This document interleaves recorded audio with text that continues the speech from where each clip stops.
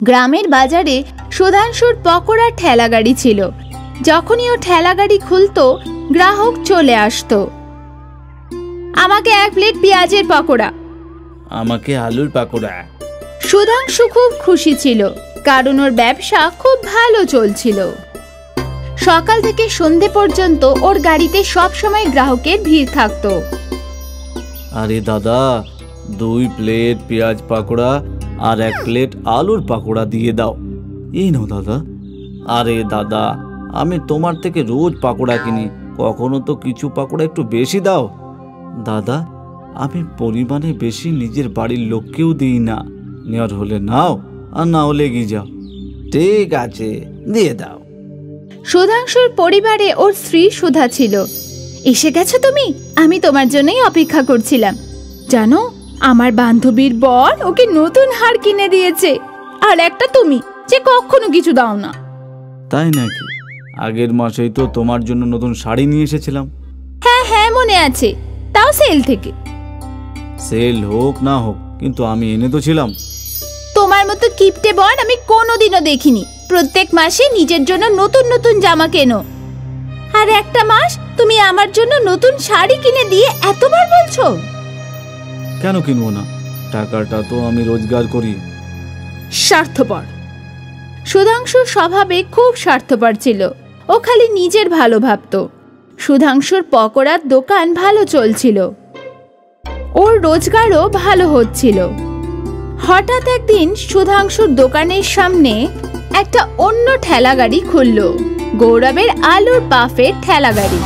নতুন ঠেলা গাড়ি দেখে গ্রাহক ওখানে চলে গেল। আরে দাদা, এটা কি? এটা শহরের বিখ্যাত আলু পাপ। দিদি, আপনি একবার খাবেন তো বারবার চাইবেন। ঠিক আছে দাদা, দিয়ে দিন। এক্ষুনি নিন। গৌরব ওই মহিলাটাকে আলু পাফ দিল। মহিলাটা আলু পাফ খেয়ে খুশি হয়ে গেল। এটা তো খেতে খুব ভালো, এখন থেকে আমি রোজ এটাই খাবো। আর কে ওই কিপ্পন পকোড়া আলার থেকে পকোড়া কিনবে? সুধাংশুর অনেক গ্রাহক পকোড়ার বদলে আলু পাফ কিনতে লাগলো। আর এক এক করে সুধাংশুর ঠেলা গাড়িতে থাকা ভিড় এখন গৌরবের ঠেলা গাড়িতে আসতে লাগলো। এটা দেখে সুধাংশু চিন্তায় পড়ে গেল। এই আলুর পাপওয়ালা নতুন, কিছুদিনের মধ্যে লোক ওকে ভুলিয়ে আবার পাকোড়া খেতে থাকবে। সুধাংশু নিজেকে সান্ত্বনা দিচ্ছিল। দিন যেতে থাকলো, কিন্তু গৌরবের আলুর পাফ সত্যি খুব ভালো ছিল। এই জন্য গ্রাহকরা এখনো ঠেলা গাড়ির সামনে দেখা যেত। এই আলু পাপওয়ালা তো আমার ব্যবসায় বন্ধ করে দিল। জানি না কোথা থেকে এসেছে। এ যদি না থাকতো তাহলে সবকিছু ভালোই যেত।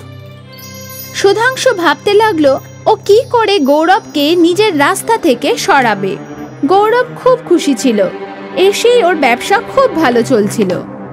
হে ভগবান, তোমাকে অসংখ্য ধন্যবাদ, তুমি আমার সমস্যার সমাধান করে দিলে।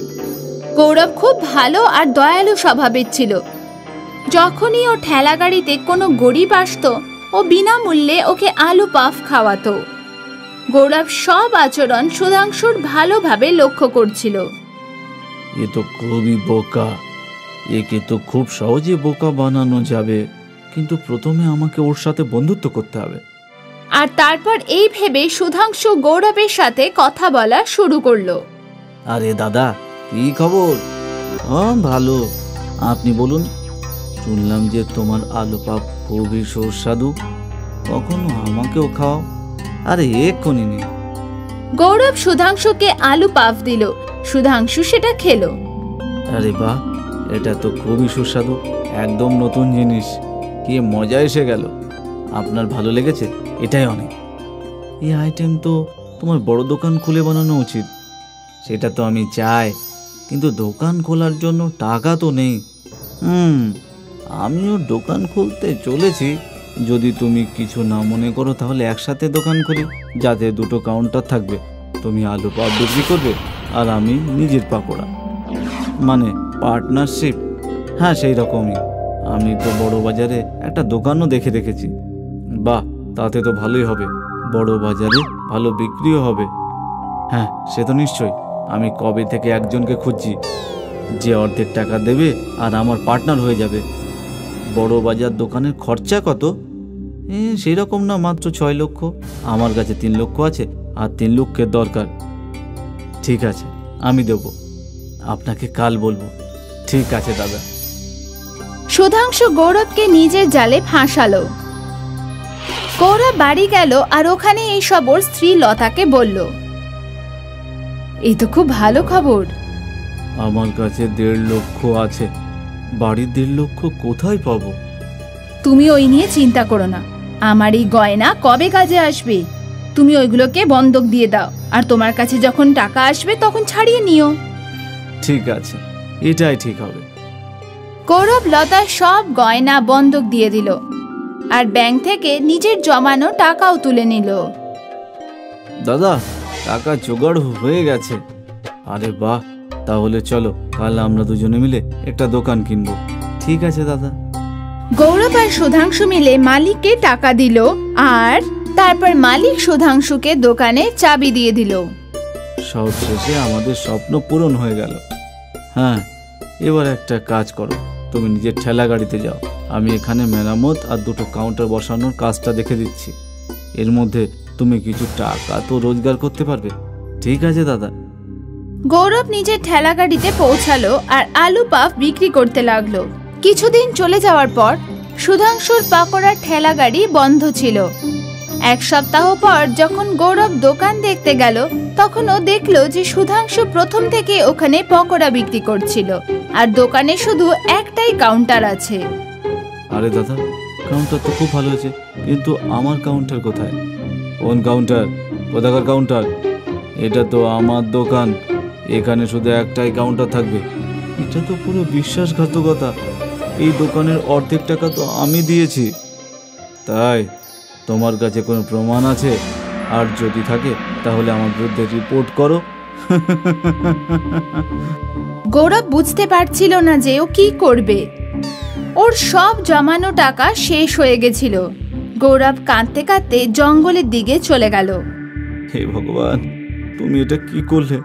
আমি কি ভেবেছিলাম আর কি হলো? এর থেকে তো মরে যাওয়াই ভালো। গৌরবের কান্না শুনে বৃক্ষদেবী ওর সামনে এলো।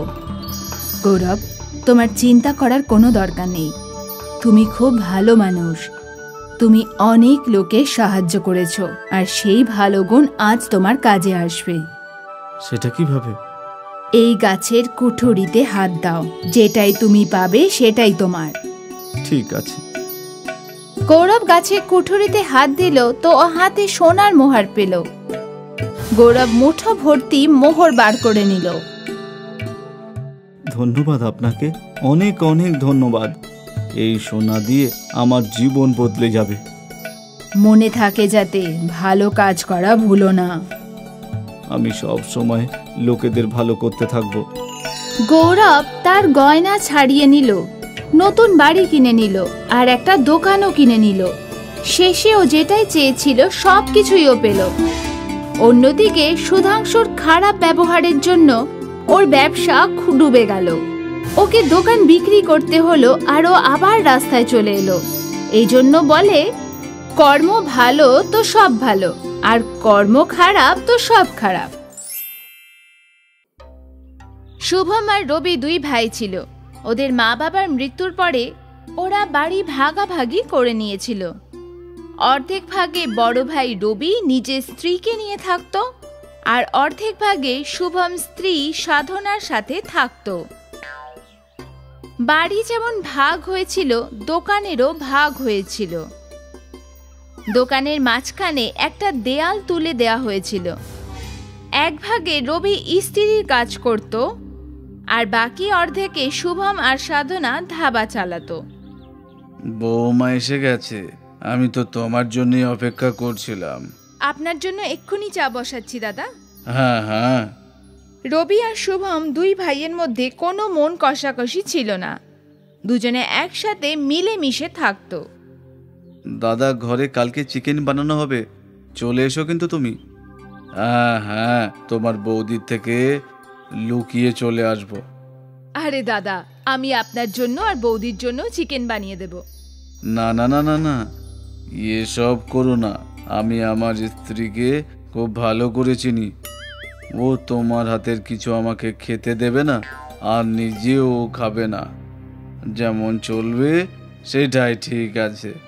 লুকিয়ে অন্তত তোমার হাতের সুস্বাদু রান্না তো খেতে পারবো। ঠিক আছে দাদা। সাধনা রবিকে চা দিল, তারপর সে ধাবার কাজ শুরু করলো। গ্রাহক আসতে লাগলো। দিদি, দুটো চা আর একটা অমলেট পাও।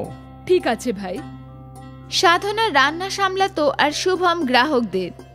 দুজনে মিলেমিশে কাজ করত। সকাল থেকে সন্ধে পর্যন্ত ওদের ধাবা চলতো, আর তারপর সন্ধেবেলায় সাধনা সবার জন্য খাবার বানাতো।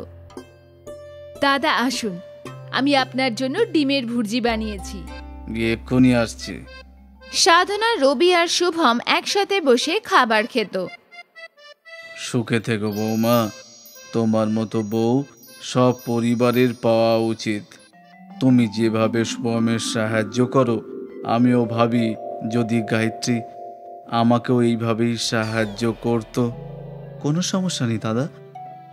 বলে না, যে মালায় সব মুখ তো একই রকম হয় না, তেমনই সব ফুলই আলাদা আলাদা হয়। আলাদা হওয়া তো ঠিক আছে, কিন্তু গায়ত্রী তো শুধু লড়তে ঝগড়া করতেই পারে।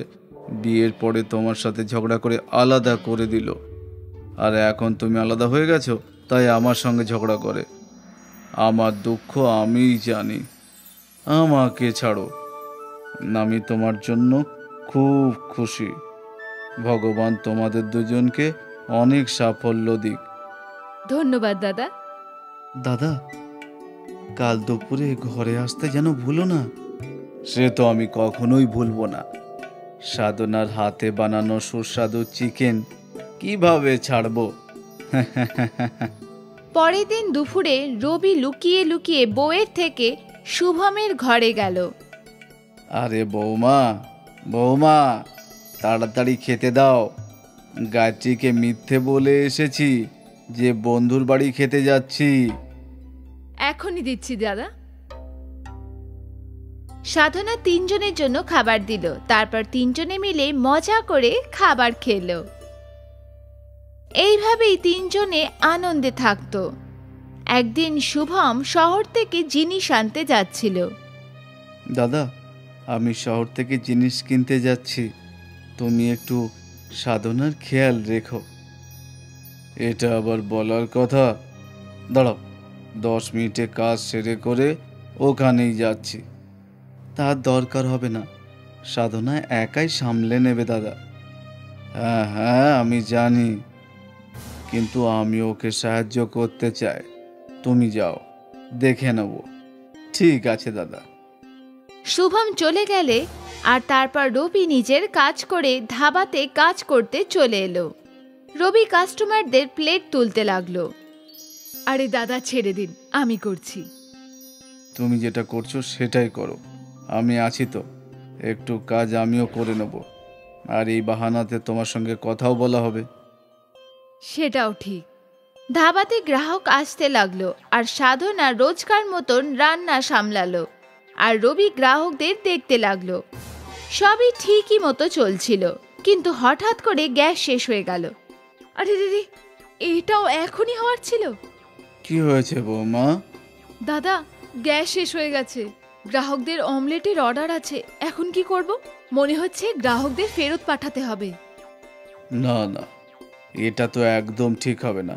তুমি একটা কাজ করো, অমলেট বানানোর জন্য ডিম মিক্স করো, বাকিটা আমার উপরে ছেড়ে দাও।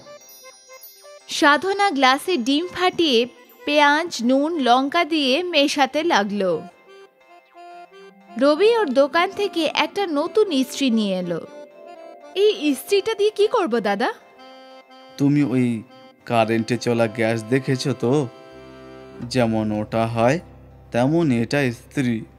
তুমি যে অমলেট মিশিয়েছো সেটাই ইস্ত্রিতে ঢেলে দাও। অমলেট হবে? চেষ্টা করে দেখি। রবি ইস্ত্রি তার বোর্ডে লাগালো, আর যখন ইস্ত্রি গরম হলো তখন সাধনা উল্টো ইস্ত্রিতে ডিমের মিশ্রণটা ঢেলে দিল। এইভাবে ডিম ভাজতে লাগলো। দেখেছো? মোটামুটি 2 মিনিটে অমলেট তৈরি হয়ে গেল। সাধনা অমলেট প্লেটে করে গ্রাহকদের কাছে নিয়ে গেল। আরে এটা কেমন অমলেট, ত্রিকোণ আকারের? এটা নতুন দাদা, আপনি খেতে দেখুন। ওই গ্রাহক সেই অমলেটটা খেলো আর ওর সেটা খুবই সুস্বাদু লাগলো। খেতে তো খুবই সুস্বাদু হয়েছে, আর দেখতেও একেবারে নতুন। ওইটা দেখে অন্য গ্রাহকরাও ত্রিকোণ আকারের অমলেটের অর্ডার দিল। আমাকে ওই রকমই ত্রিকোণ অমলেট দিন। আমাকেও। সাধনা স্ত্রীতে ত্রিকোণ অমলেট বানাতে লাগলো আর গ্রাহকরা মজা করে খেতে লাগলো। কয়েক ঘন্টা পরে শুভম জিনিস নিয়ে ফিরে এলো। তখন ধাবাতে ভিড় দেখে অবাক হয়ে গেল। আরে এত ভিড় কেন? এই ভিড় দাদার স্ত্রীর অমলেটের জন্য। স্ত্রীর অমলেট? রবি শুভমকে স্ত্রীর অমলেটের ঘটনা বলল। আরে দেখ, ত্রিকোণ অমলেট খাওয়ার জন্য কত ভিড় হয়েছে। বাহ দাদা, তুমি তো একেবারে কামাল করে দিয়েছো। আর তারপর তিনজনে মিলে গ্রাহকদের অমলেট দিতে লাগলো। ত্রিকোণ অমলেটওয়ালা ধাবা বিখ্যাত হয়ে গেল। সাধনা আর শুভম সোশ্যাল মিডিয়াতে ভাইরাল হয়ে গেল। একদিন রবি বাড়িতে বসে খাবার খাচ্ছিল। তুমি সাধনা আর শুভমের উন্নতির কথা শুনেছ? শুধু শুনিনি, দেখেছি। ওদের ধাবাতে এত ভিড় থাকে যে কখনো কখনো ভাবি যদি আমাদের ভাগাভাগি না হতো, আমরা দুজনে একসঙ্গে কামাতাম, আমার কাছেও শুভমের মতো পয়সা হতো। আমরা কি একবার শুভমের সাথে এই ব্যাপারে কথা বলতে পারি? কি কথা বলবো? তুমি বলো দুটো দোকান একসাথে করে বড় ধাবা খুলবো। কিন্তু তুমি যদি আবার ঝগড়া করো তাহলে? আমি কি পাগল নাকি যে লক্ষ্মী আসার পথ বন্ধ করে দেব? ঠিক আছে। রবি তো মনে মনে খুব খুশি হলো। ও তো প্রথম থেকেই সেটাই চাইছিল। কিছুদিন পরে দুটো দোকান এক হয়ে গেল আর ধাবা বড় হয়ে গেল। শুভম, রবি আর সাধনা মিলে ধাবা সামলাতে লাগলো। স্ত্রীর অমলেটের জন্য শুধু রোজগারই বাড়ল না, ওদের ভেঙে যাওয়া সংসার আবার জোড়া লেগে গেল। একটা গ্রামে কুসুমলতা নামের একজন বিধবা বুড়ি মহিলা থাকতেন। কুসুমলতার একটাই পুত্র ছিল যে কিছু বছর আগেই শহরে গিয়ে বসবাস করছিল। কুসুমলতা গ্রামে লিট্টি চোখা বিক্রি করে নিজের পেট পালন করত। একদিন কুসুমলতা ঠেলাতে লিট্টি চোখা বিক্রি করছিল। তক্ষুনি তার গ্রামের একজন ব্যক্তি প্রেমপাল ওখানে চলে আসেন। কেমন আছো ঠাকুমা? ঈশ্বরের কৃপা বাবু। আজকাল দেখছি তোমার এই লিট্টি চোখা খুব কম বিক্রি হচ্ছে। আগের থেকে কম নিশ্চয় বিক্রি হচ্ছে, কিন্তু আমার এতটা বিক্রি হয়ে যায় যে আমার বাড়ির উনুন জ্বলে যায়। এখন তোমার বাড়িতে তুমি ছাড়া আর তো কেউ থাকেও না। একজন পুত্র ছিল, সেও তোমাকে ছেড়ে দিয়ে শহরে বসবাস করছে। আর এই বয়সে তুমি আর কত খাবে বলো? এখানে কোনো কাজে এসেছিলেন প্রেমপাল? দেখো ঠাকুমা, তোমার লিট্টি চোখা খুব একটা ভালো লাগে না আমার। ওর মধ্যে স্বাদ নামের কোনো জিনিসই নেই। এটা তো নিজের নিজের মনের ব্যাপার হয়। কারোর কারোর আমার হাতের বানানো লিট্টি চোখা খুবই পছন্দ হয়। ঠাকুমা, আমি তোমাকে এটা বলার জন্য এসেছি যে কালকে তোমারই পাশে আরও একজন ঠেলাগাড়ি লাগাবে। আমি তোমার কথার মানে বুঝতে পারলাম না প্রেমপাল। শহর থেকে আমার ভাইজি আরজু খুব ভালো লিট্টি চোখার রেসিপি শিখে এসেছি। কাল থেকে ও আপনার সামনে ঠেলাগাড়ি নিয়ে বসবে। আপনি ওকে দেখে যাতে চিৎকার না করেন সেই জন্য আমি আগে থেকেই তোমাকে বলতে এলাম, বুঝেছো? আমি আবার ওকে দেখে কেন চিৎকার করব? ঈশ্বর সব কারোর কপালেরই দেয়। আমার কপালে যতটুকু লেখা থাকবে ততটা আমি নিশ্চয়ই পাবো। কুসুমলতার কথা শুনে প্রেমপাল হাসতে হাসতে ওখান থেকে চলে যান। প্রেমপাল নিজের বাড়ির দরজা পর্যন্ত পৌঁছিয়েছিল, তক্ষুনি দরজাতেই গ্রামের প্রধান ওখানে চলে আসে। আরে কি ব্যাপার প্রধান মশাই, এমন কি কাজ চলে এলো যে আপনি স্বয়ং আমার বাড়িতে চলে এসেছেন? তোমার আর কুসুমব্রতার কথাগুলো আমি অনেকক্ষণ ধরে শুনছিলাম। তা আপনি কি বলতে চাইছেন প্রধান মশাই? তুমি তো জানোই যে আমি সব সময়ের মতনই তোমার পক্ষেই থাকবো। আপনার থেকে আমি এটাই আশা করছিলাম প্রধান মশাই। আসল কথা সেটা নয় প্রেমপাল, আসল কথা হলো যদি কুসুমলতা সাহায্যের জন্য আমার কাছে আসে তাহলে আমি তোকে বারণ তো করতে পারবো না। বাধ্য হয়ে তোমার ভাইজি আজ্জুকে ঠেলাগাড়ি সরানোর জন্য ওখান থেকে বলতে হবে, কারণ কুসুমলতা গত 20 বছর ধরে ওখানে ঠেলাগাড়ি রেখে ব্যবসা করছে। তাহলে আমি এখনো বুঝতে পারছি না যে আপনি কার সাইডে রয়েছেন, আমার সাইডে নাকি ওই বুড়িটার সাইডে। আমি তো সবসময় তোমার সাইডেই রয়েছি প্রেমপাল। আমি তোমায় শুধু এখানে এটাই বলতে এসেছি যে সব সময়ের মতনই ভোটে আমার বেশি করে খেয়াল রেখো তুমি। ভোটের বেশিরভাগ খরচই তোমাকেই করতে হবে, ঠিক আছে? আরে এ আর বলার কি আছে? হ্যাঁ, আমি আপনাকে কথা দিচ্ছি যে এবারের ভোটে বেশিরভাগ খরচে আমি করব। প্রধান খুশি খুশি ওখান থেকে চলে যান। পরের দিন অর্জুন কুসুমলতার ঠিক পাশে ঠেলা লাগিয়ে দাঁড়িয়ে পড়ে। অর্জুন নিজের ঠেলা খুব ভালোভাবে সাজিয়েছিল। একজন ব্যক্তি অর্জুনের কাছে এসে বলে, আরে দাদা, এই খাবারে কিরকম ব্যঞ্জন রাখা আছে ভাই? আরে এটা শহরে লিট্টি চোখা রাখা আছে, খেয়ে দারুণ লাগবে। কিন্তু লিট্টি চোখা তো আমাদের গ্রামের কুসুমলতা দিদিও বানায়, তবে সেটা একটু আলাদা রকমের দেখতে হয়। এটা শহরের নতুন রেসিপির তৈরি করা লিট্টি চোখা। একবার খেলে পরে বারবার এখানে আসতে হবে, বুঝলে ভাই? তাহলে তাড়াতাড়ি 1 প্লেট লিট্টি চোখা আমাকে তৈরি করে দাও না ভাই। অর্জুন লিট্টি চোখা ওই ব্যক্তিকে দিয়ে দেয়। ওই ব্যক্তির সেটা খুবই পছন্দ হয়। ও লিট্টি চোখা খেয়ে ওখান থেকে যেতেই শুরু করেছিল, তক্ষুনি অর্জুন সেই ব্যক্তিকে বলে, আরে কথাটা তো শুনবে। তুমি তো আমাকে এটা বললে না লিট্টি চোখা তোমার কেমন লাগলো? আরে দারুণ লাগলো, সুস্বাদু।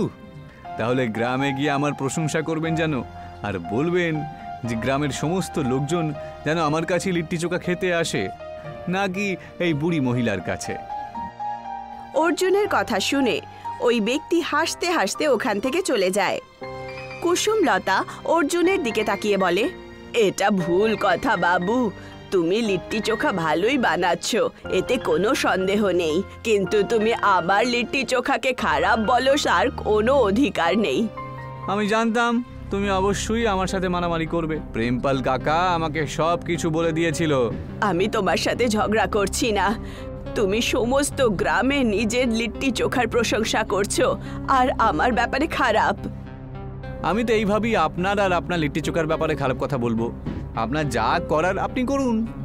সেই দিনের পর কেউ যদি ভুলবশত কুসুমলতার ঠেলাতে চলে আসতো, তখন অর্জুন তাকে নিজের হাতের বানানো ফ্রিতে লিট্টি চোখা খাওয়াতো। ওই ব্যক্তির অর্জুনের হাতের বানানো লিট্টি চোখা খুব পছন্দ হতো। আস্তে আস্তে অর্জুন কুসুমলতার সমস্ত গ্রাহক নিয়ে নেয়। কুসুমলতা বাধ্য হয়ে গ্রামের প্রধানের কাছে চলে যায়। কি ব্যাপার কুসুমলতা দেবী, গ্রামের প্রধানের কথা আজকে আপনার কি করে মনে পড়লো? হ্যাঁ, আপনি তো এইভাবে বলছেন প্রধান বাবু, যেন আপনি কিছু জানেনই না। আরে এইটা ছোট্ট গ্রাম, যদি কারোর হাঁচিও পায় তাহলেও পুরো গ্রাম জেনে যেতে পারে। আমি জানি অবশ্যই তুমি প্রেমপালের ভাইজি আজ্জুর ব্যাপারে নালিশ জানাতে এসেছো, কিন্তু যে গাছের তলায় তুমি ঠেলাগাড়ি লাগিয়ে বসো সেই জায়গাটা তোমার নয়, ওটা গ্রামের জায়গা। আর ওখানে সবারই তো ঠেলাগাড়ি লাগানোর অধিকার রয়েছে। আপনি আমাকে ভুল বুঝছেন প্রধান বাবু, অর্জুনের ঠেলা লাগানোতে আমার কোনো অসুবিধে নেই, কিন্তু যেইভাবে ও আমার গ্রাহক ভেঙে দিচ্ছে আর আমার বানানো লিট্টি চোখার সমস্ত জায়গায় খারাপ বলছে, ব্যাস সেটাই ভুল।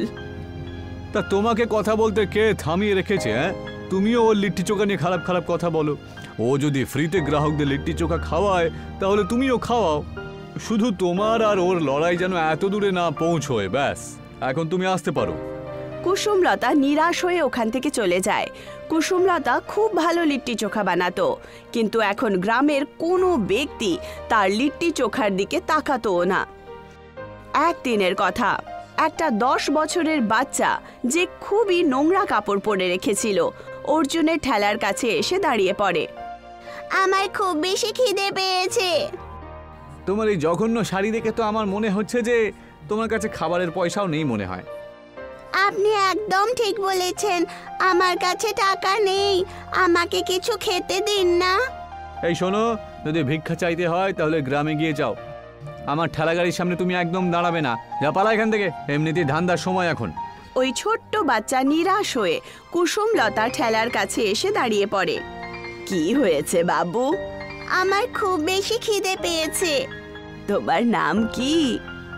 আমার নাম রাধা। কুসুমলতা এক প্লেট লিট্টি চোখা রাধাকে দিয়ে দেয়। রাধা কিছুক্ষণের মধ্যেই সমস্তটা খেয়ে নেয়। আর খাবে বাবু? হ্যাঁ, এটা তো খুবই স্বাদ। কুসুমলতা হাসতে হাসতে আরও এক প্লেট রাধাকে দিয়ে দেয়। রাধা দ্বিতীয় প্লেট লিট্টি চোখা খেতে খেতে হাসতে হাসতে বলে, আপনি তো খুব ভালো লিট্টি চোখা বানান।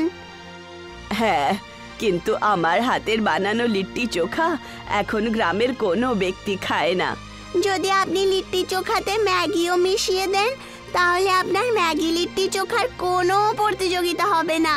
যে কেউ খাবে সে কোনোদিন স্বাদ ভুলতে পারবে না। আরে বাবু, আমি গ্রামের অশিক্ষিত লোক। আমাদের সময় তো লোকেরা ম্যাগি জানতো না।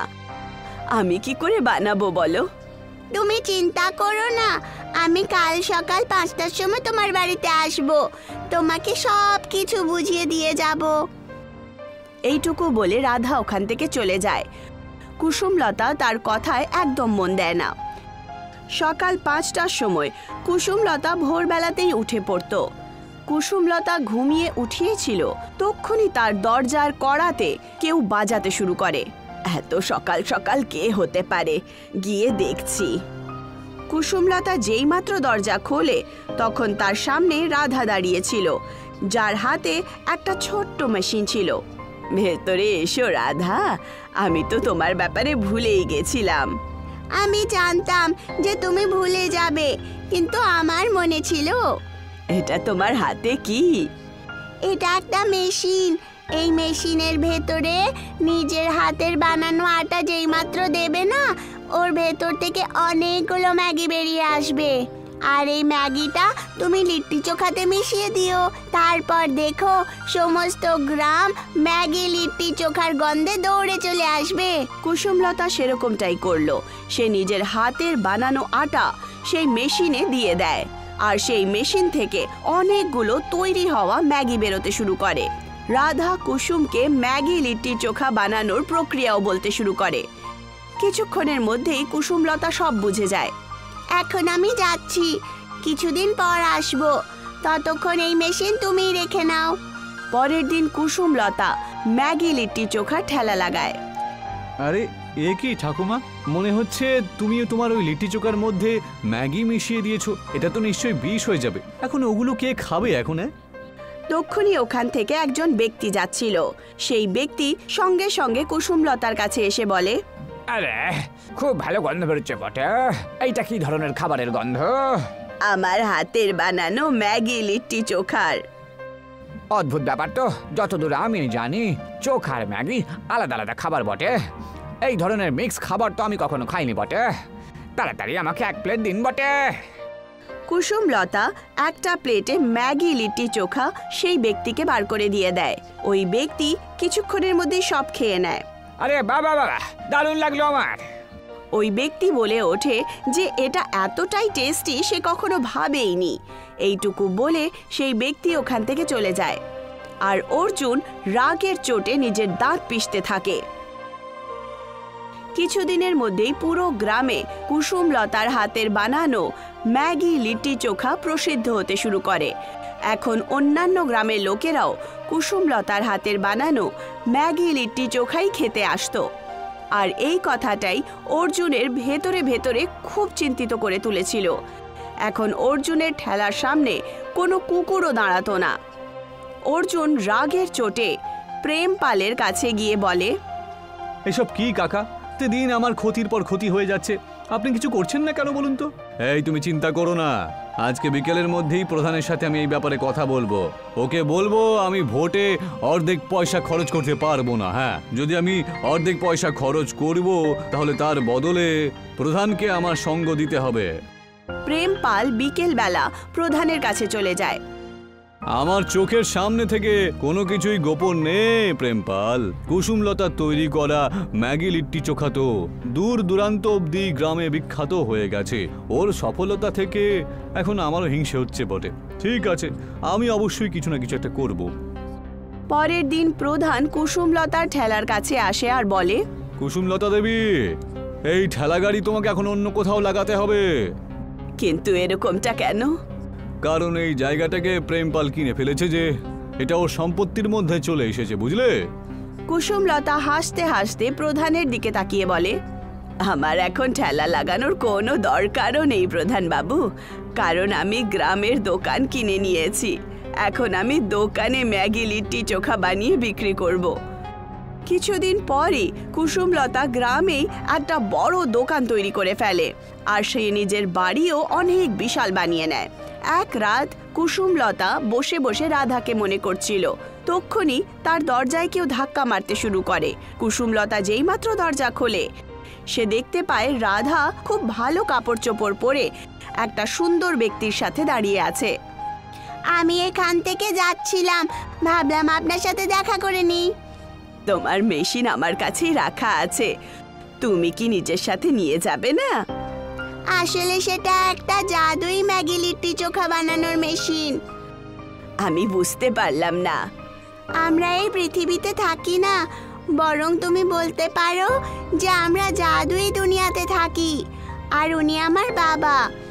আমরা প্রায় সময় আপনার অপমান হতে দেখতাম, যেটা আমাদের একদম ভালো লাগছিল না। আমি আমার বাবার কথা অনুযায়ী এই মেশিন তোমাকে দিতে এসেছিলাম। এখন থেকে এই মেশিনটা তোমার। আমি তোমার সাথে দেখা করতে আবার আসবো। এইটুকু বলে রাধা নিজের বাবার সাথে উধাও হয়ে যায়। কুসুমলতা হাসতে হাসতে দরজা বন্ধ করে দেয়। কুসুমলতা আজও সেই জাদুই মেশিন দিয়ে জাদুই ম্যাগি লিট্টি চোখা বানায়।